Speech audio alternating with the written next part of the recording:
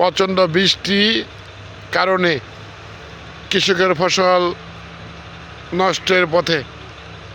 এইভাবে ধান খেতে প্রচণ্ড বৃষ্টির কারণে পানি জমে যাওয়ার জন্য কৃষকরা অনেক কষ্ট করে এইভাবে পরন্ত সন্ধ্যা মাগরিবা আজানের আর 10-15 মিনিট বাকি আছে,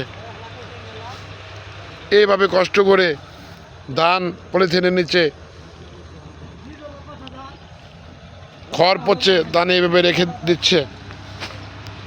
এইভাবে কষ্ট করে ধান ভ্যান গাড়ি দিয়ে বাড়িতে নিয়ে যাচ্ছে। প্রচণ্ড বৃষ্টি, বন্যা হয়েছিল নাকি মামা? ধানের এই অবস্থা কেন? বৃষ্টির পানির কারণে ধানের অবস্থা খুব খারাপ, কৃষকের অবস্থা খুব খারাপ।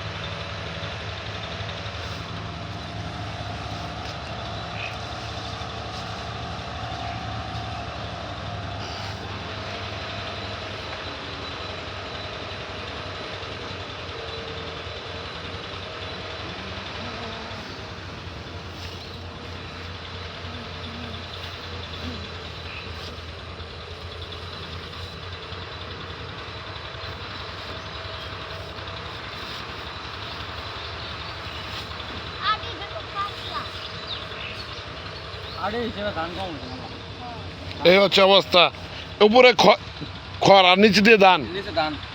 ধান কি ভালো থাকবে? বৃষ্টি হলে বৃষ্টি হলে গাজা যাবে, আর যদি রোদ উঠে তাহলে ভালো থাকবে। এই হচ্ছে অবস্থা।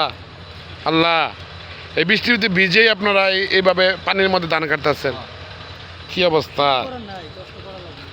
সৃষ্টিকর্তা নির্ধারণ করেছে। এই দেখেন, পচা খেয়ার নিচে ধান, যদি বৃষ্টি না কমে তাহলে এই পলিথিনের নিচে যে ধান, এই ধান নষ্ট হয়ে যাবে, গেজায় যাবে। প্রিয় গার্লস, আসসালামু আলাইকুম।